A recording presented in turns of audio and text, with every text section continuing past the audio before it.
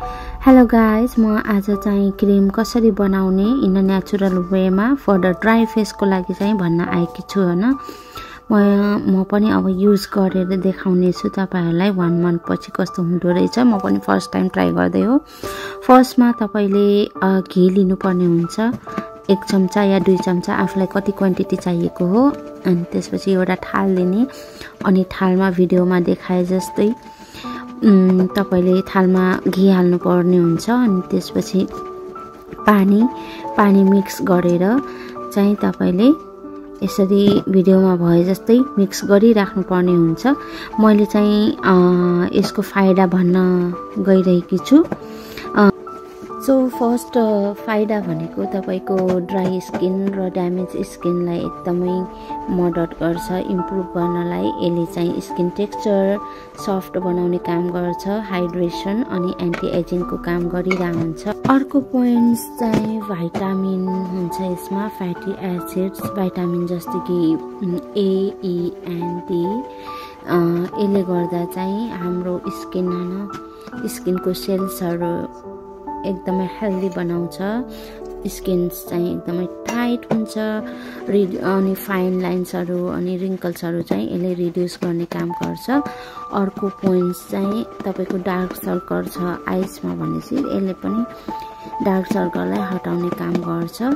So another one is तपाईको lips crack भएको छ या फिर ड्राई भएको छ, लिप्समा पनि लगाउनु भयो भने लिप्सलाई पनि तपाईको लिप्स भन्दाले चाहिँ तपाईको ओठलाई पनि एकदमै इम्प्रुभ गर्छ के। च्यातेको हुन्छ नि तपाईको, क्र्याक भएको हुन्छ नि तपाईको लिप्सलाई, त्यसले चाहिँ ठिक गर्न मद्दत गरिरहेको हुन्छ हैन। अर्को पोइन्ट्स चाहिँ तपाईको नेचुरल ग्लो ल्याउँछ के फेसमा। तपाईले यो कसरी युज गर्ने भन्दाखेरि चाहिँ यो बनाएको टेक्सचर छ नि, तपाईले कन्टेनरमा राख्ने, यो बनाइसकेपछि राख्ने, यो चाहिँ 1 मन्थसम्म लगाउन सक्नुहुन्छ फ्रिजमा राख्नु होला या फिर कुल प्लेसमा।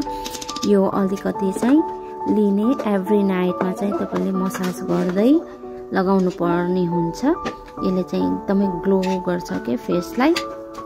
अर्को मैले चाहिँ यो दुई पटक बनाएको छु, त्यसैलाई नै दुई टाइपको बनाएको छु भने चाहिँ। अर्को चाहिँ टर्मेरिक हल्दी युज गरेर, यो चाहिँ तपाईले यस्तै पहिला यो भिडियोमा भए जस्तै घोलिराख्ने पानी हालेर अनि त्यसपछि कन्टिन्युसली मिक्स गर्ने हैन। अनि त्यसपछि अलि क्रिमी टाइपको भयो भने चाहिँ तपाईले यसलाई फेस मास्क बनाएर लगाउन सक्नुहुनेछ। यसले चाहिँ तपाईलाई जसको लाइक पोर्सहरू छ, तपाईको पिम्पल्सहरू छ, उसले चाहिँ यो लगायो भने चाहिँ तपाईको यो टर्मेरिकले चाहिँ एकदमै मद्दत गर्छ कि सन्चो हुनुमा भन्नु पर्यो। अनि यो फेस मास्क छैन अराउन्ड 10 to 15 मिनट्स चाहिँ तपाईले लगाउनु पर्ने हुन्छ। यो सुकिसकेपछि चाहिँ तपाईले यसलाई धोएर चाहिँ एज अ क्रिमको वेमा यसैलाई नै अर्को क्रिम बनाएको छु नि त्यही युज गर्दा पनि हुन्छ। एकदमै राम्रो गर्छ for the dry face. So यति भन्दै चाहिँ म बाई बाई भन्न चाहन्छु।